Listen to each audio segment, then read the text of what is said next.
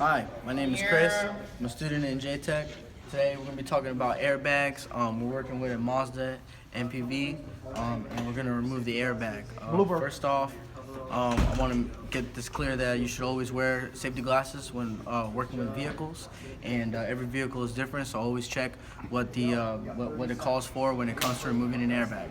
This one here calls for removing the negative terminal and waiting 1 minute for the capacitors that power the airbags to discharge.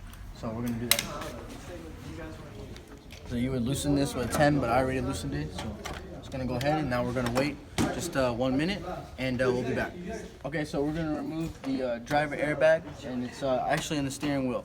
It's two 10mm bolts. They're side by side on the other side. We're going to go ahead and remove them right now. And once again, like I said, always wear your safety glasses because you wouldn't want this to possibly blow up in your face if there was an accident. Freak accident, they happen a lot. So you want to always just be careful and just make sure you know what you're doing. Anyways, I'm ready to get in here. I'm trying to loosen up this one here. Sometimes it can be a little stubborn. Get you a little magnet and put it through the hole, you know, and you can, okay, so I have one right loose. Now, go ahead and do the other one.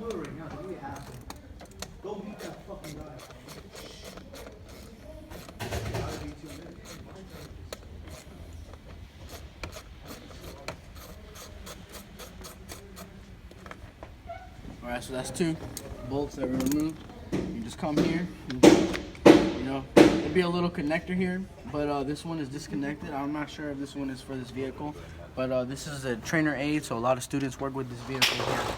So this is the airbag, right? This is the inflator right here, and this is the little protective connector. Airbag connectors are very special because they're always labeled yellow.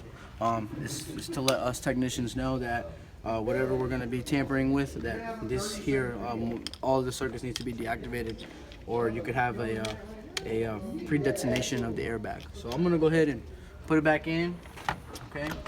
Real quick, just put it back in, make sure you connect everything. The horn and everything is also connected to this unit. So in the real world, let's make sure we connect everything because we don't want any comebacks. All right, so I'm going to go ahead and tighten this, and I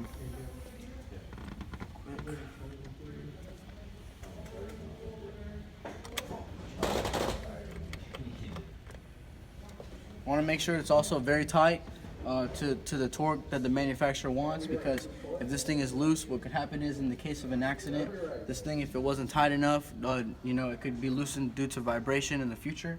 And if that airbag were to blow up and it wasn't tight and in its position, it could actually projectile and hit the driver in the face. So this is very, very safety precautions here that we must take as technicians.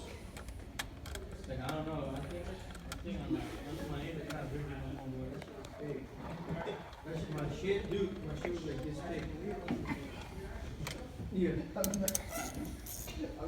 Okay, so now I'm gonna tighten them by hand.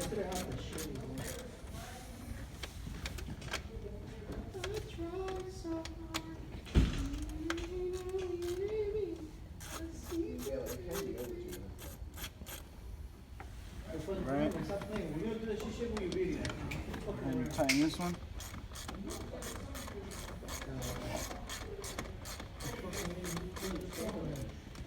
Okay.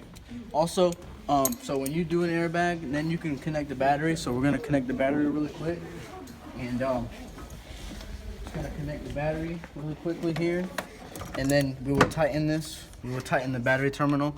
It's very good practice to pay attention if you have a check engine light on before you replace an airbag or tamper with one, because sometimes disconnecting the connector and whatnot could trigger a code.